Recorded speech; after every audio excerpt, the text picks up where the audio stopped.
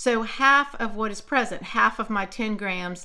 Okay, time starts. We have one half-life. What happens?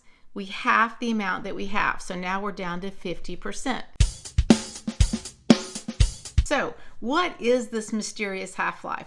Well, first of all, the symbol you will often see is T with a subscript 1/2, but I would recommend memorizing this definition. It's the time it takes for half of a radioactive isotope to decay. So it could be in units of seconds or minutes or hours or days or years.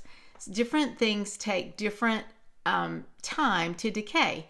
And so the half-life is indicative of the rate of this nuclear decay. So first of all, let's talk about a little example that I like to do.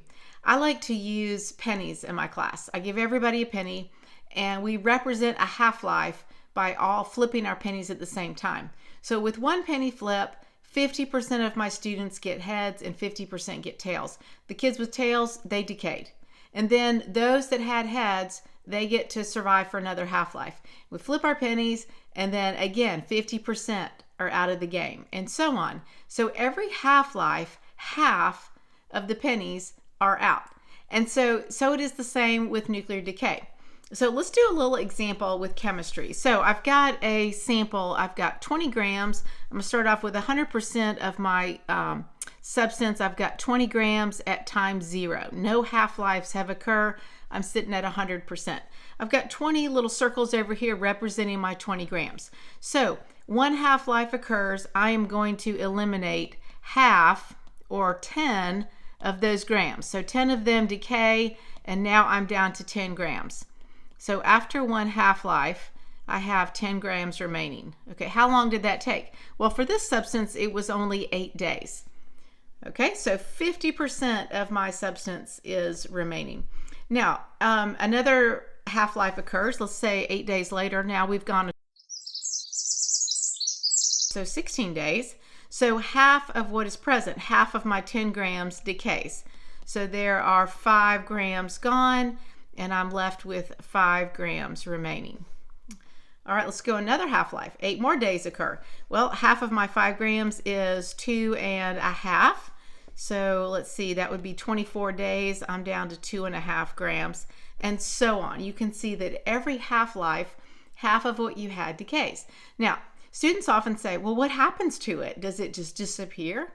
No, you're still left with 20 grams. It's just less of it is that radioisotope, that unstable isotope. Okay, and so when it decays, it turns into something that is typically stable.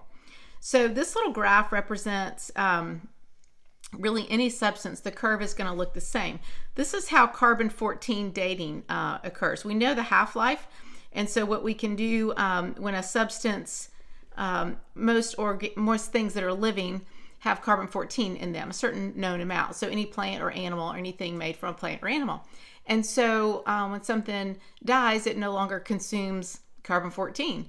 And so the carbon-14 begins to decay. And so what you can do is measure the amount of carbon-14, okay? And then that will tell you a time that that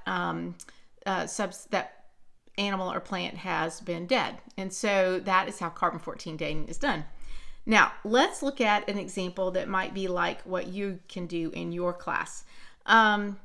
Let's say we have an isotope with a half-life of 4 hours. So T1/2 is 4 hours. And then we want to know what percentage will be left after 12 hours. Well, how many half-lives occurs in 12 hours? Well, 12 hours divided by 4 hours gives me 3 half-lives. So 3 half-lives will occur. And so we want to know the remaining amount or the percentage. So I'm going to make a little table of half-lives. Okay, I'm going to start with 0. And so the percent remaining will be 100% at time 0. Okay, time starts. We have one half-life. What happens? We half the amount that we have. So now we're down to 50%. Another half-life occurs. What do? Half of that. Half of 50 is 25. So each half-life, what are we doing? We're multiplying by a half.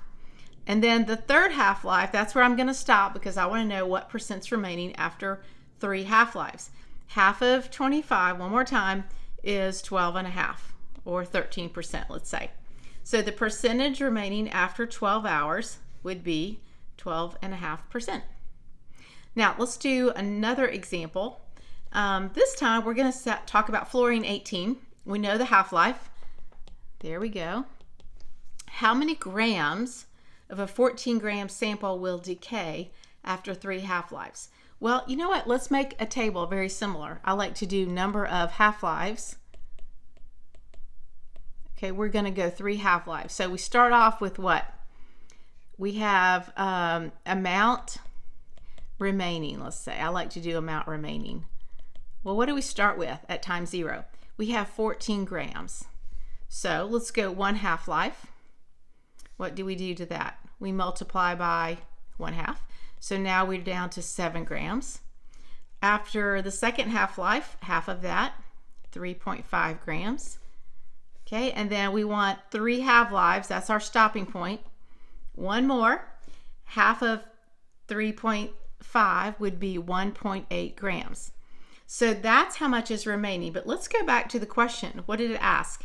How many grams of it will decay? So what I'm showing is the amount remaining. So how much decayed? Well, I started with 14 and I have 1.8 left.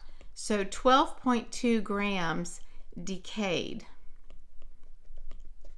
Okay, do you see the difference in the amount remaining and the amount decayed? So make sure you read your questions carefully. Half-life problems just take a little practice. I recommend making a little table. I think that will make you a rock star in your class. And I hope this helps. You can do half-life problems.